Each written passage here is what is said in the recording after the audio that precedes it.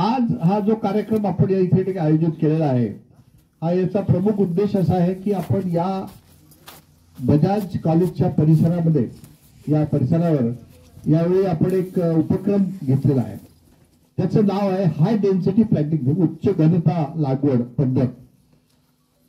आपल्याला कदाचित कल्पना आहे की विदर्भामध्ये, आपण विदर्भाची ज्यावेळी गोष्ट करतो, तो विदर्भामध्ये साधारणतः 50 लाख हेक्टर क्षेत्र खरीप मध्ये पिकांखाली आहे. 50 लाख. महाराष्ट्राचं नाही बोलत मी, फक्त विदर्भाचं 50 लाख. या 50 लाख मध्ये 16 लाख हेक्टर फक्त कपाशी लावले जाते. 16 लाख. दुसरे 16 लाख सोयाबीन लावले जाते. म्हणजे सांगा तुम्ही आता की 50 लाखामध्ये 32 लाख हे जे एकर आहे, हेक्टर आहे, हे फक्त 2 पिकांमध्ये जाते, कपाशी आणि सोयाबीन. याच्यात जर फेल झालं तर शेतकरी आत्महत्या करतो. याचं कारण, आत्महत्याचं मेन कारण हे आहे की आपलं त्याचं पूर्ण जीवन तो काय करतो की आयदर सोयाबीन ऑर कॉटन किंवा दोन्ही, कॉटन सोयाबीन हे प्रमुख पीक आहे. म्हणून आपण नेहमी त्यांना सांगतो की तुम्हाला या विदर्भामध्ये जर आपल्याला चांगल्या रीतीने सर्वाइव्ह होत असेल तर वेस्टर्न महाराष्ट्रात आहे, तर कृषीमध्ये तुम्हाला डायव्हर्सिफिकेशन अत्यंत आवश्यक आहे. आता हा जो 32 लाख हेक्टर एरिया आहे, तो उरलेला जो एरिया आहे, याच्यामध्ये आपण तूर आहे, ऊड आहे, बुगीद आहे, ऑइल सीड्स आहेत, फ्रुट्स आहेत, अनेक प्रकारचे आहेत. याचं आणि त्याचबरोबर त्याच्याबरोबर आपण सांगतो त्यांना की तुम्ही लाईव्ह स्टॉक, गाई ठेवा, बकऱ्या ठेवा, पोल्ट्री सांभाळा, बी किपिंग करा, मशरूम करा. कशासाठी? कारण हे जे आहे आयटम जे आहे, दुधाचं जसं उत्पन्न डेली त्याला पैसा मिळू शकतो, म्हणून आपण त्याला देतो लाईव्ह स्टॉक. आम्ही अॅग्रोव्हिजन तर्फे सध्या हा कॅम्पेन चालवलेला आहे की विदर्भामध्ये गाईचं उत्पन्न, दुधाचं उत्पन्न आपल्याला वाढवायचं आहे. आणि आम्हाला यश आलंय. पहिले आपल्याकडे तुम्हाला आश्चर्य वाटेल की 5-1 लाख लिटर फक्त होत होतं. एकट्या कोल्हापूरमध्ये 40 लाख लिटर दूध उत्पादन होते. इतक्या पूर्ण विदर्भात होत नाही. विदर्भात आपल्याकडे 25 लाख आहे. म्हणजे आपण डायव्हर्सिफिकेशन करू शकतो, हा आपला मुख्य उद्देश आहे. आता याच्यामध्ये दुसरं आपण सांगितलं की आपण जे मुख्य पीक आहे आता कपाशी, हे तर काही सोडू शकत नाही. शेतकऱ्याचं संपूर्ण जीवन जे आहे या कपाशीवर अवलंबून आहे. आणि अनादी कालापासून या ठिकाणी आपण देशी कापूस लावत होतो, ज्याला आपण गॉसिपियम आर्बोरियम या नावाने ओळखतो. देशी कापसाचं आणि या अमेरिकन कापसामध्ये फरक काय आहे? देशी कापसाचं जे बोंड आहे, देशी कापसाचा कापूस, तुम्ही जर त्याचा कापूस पाहिला तर तो हा असा येतो, म्हणजे वर त्याला वरून काढता येतो, बोंड असं फुलतंय. आणि देशी कापसाचं बोंड आहे ते असे खाली वागते आणि खाली लपते. हा त्यातला मेजर फरक आहे. बाकी सगळे पुष्कळ फरक आहेत. परंतु तुम्हाला शेतामध्ये जर ओळखायचं असेल तर हे, आणि पानामध्ये फरक आहे बरं, ते नंतर आपण पाहू. परंतु आज आपण देशी कॉटन मध्ये 1947 मध्ये या देशामध्ये फक्त देशी कॉटन लावत होतो. नंतर ज्यावेळी ब्रिटिश इथून चालले गेले त्यावेळी आपण विचार केला की आपण अमेरिकन कॉटन आणला 1952-1954 मध्ये. अमेरिकन कॉटन म्हणजे हा जो हिरसुटम आहे, ही अनादर व्हरायटी आहे, अनादर स्पीसीज आहे, ही आणली. मग ह्या स्पीसीज मध्ये असं दिसून आलं की आपल्या देशामध्ये पहिल्यांदा आपल्या देशाच्या शास्त्रज्ञांनी जगामध्ये नाव कमावलं by creating hybrid. Hybrid cotton technology जगामध्ये कुठेही नाही. इथल्या शास्त्रज्ञांनी, आमचे सी.टी. पटेल म्हणून एक शास्त्रज्ञ होते, सुरतला काम करायचे, त्यांनी याचा शोध लावला की हायब्रिड कसं तयार करायचं. आणि मग हायब्रिड टेक्नॉलॉजी आली, पुन्हा उत्पन्न वाढलं. हायब्रिड टेक्नॉलॉजी नंतर असं दिसून आलं की याच्यावर हेलिकोवर्पा नावाची जी अळी आहे, अमेरिकन बोलवर, याचा प्रादुर्भाव फार जास्त होता. म्हणून आपण 2002 मध्ये बीटी कॉटन आणलं. बीटी ही स्पेशली हेलिकोवर्पाला कंट्रोल करण्यासाठी आणली, अमेरिकन बोलवर. आता तुम्ही पाहाल असा ग्राफ आहे. ज्यावेळी आपलं उत्पन्न 100 किलो रुई प्रति हेक्टर होतं, ते 2000 पर्यंत 300 किलो रुई प्रति हेक्टर झालं विदर्भातलं उत्पन्न. केवळ चेंजेस आपण टेक्नॉलॉजी मध्ये करत गेलो. आणि जोपर्यंत तुम्ही टेक्नॉलॉजी मध्ये चेंजेस करणार नाही, अपग्रेडेशन होणार नाही, तोपर्यंत आपल्याला जी काही वाढ आहे किंवा जी उत्पन्नामध्ये एक्सपेक्टेड आहे शेतकऱ्याला, ती आपल्याला मिळणार नाही. आहे जागा बसायला ना. तर माझा सांगण्याचा उद्देश एवढाच होता की तंत्रज्ञान जे आहे हे अत्यंत महत्वाचा इश्यू आहे. कोणत्याही पीक घ्या तुम्ही, गहू घ्या, ज्वारी घ्या, बाजरी घ्या, टमाटर घ्या, कॉलीफ्लॉवर घ्या, इव्हन तुमच्या बकऱ्या घ्या, ॲनिमल्स घ्या, या प्रत्येकामध्ये गेल्या 50 वर्षामध्ये एक आमूलाग्र असा बदल घडून आणण्याचं काम कृषी शास्त्रज्ञांनी केलेलं आहे. त्यात कपाशी हे जे विदर्भातलं महत्वाचं पीक असल्यामुळे इथे कपाशीमध्ये तुम्हाला आश्चर्य वाटेल की सगळ्यात जास्त हायब्रिड टेक्नॉलॉजी जी आहे ती विदर्भात आली होती. पीकेव्ही हायब्रिड 2 नावाचं डॉक्टर तय्यब साहेबांनी जे हायब्रिड काढलं होतं ते इतकं पॉप्युलर झालं होतं.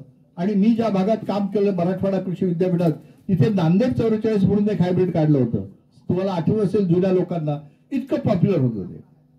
परंतु या बोंड अळीमुळे मग प्रॉब्लेम आला म्हणून आता मग आपण बीटी कॉटन आणलं आणि बीटी कॉटन आल्यानंतर आज आपल्याला आपलं उत्पन्न जवळजवळ 550 ते 600 किलो रुई प्रति हेक्टर इथपर्यंत आपण वाढवलं. आपण जगामध्ये नंबर 3चं राष्ट्र झालो की जे कॉटनच्या उत्पादनात होतं. 2004, 5, 6 पासून 2012, 13, 14 पर्यंत आपलं उत्पन्न वाढत गेलं. पण त्यानंतर मात्र ते उत्पन्न आपलं स्टॅग्नंट झालं. का? कारण याच्यामध्ये नवीन तंत्रज्ञान आलं नाही. नवीन तंत्रज्ञान जोपर्यंत प्रत्येक 10-20 वर्षामध्ये नवीन तंत्रज्ञानाचा डोस हा देणं अत्यंत आवश्यक असतो. म्हणून मग आम्ही विचार केला की आता शास्त्रज्ञांनी की याच्यामध्ये आता नुसतंच बियाण्यामध्ये बीटी आणून किंवा आणखीन प्रकारचे बीटी टाकून आता काम होणार नाही.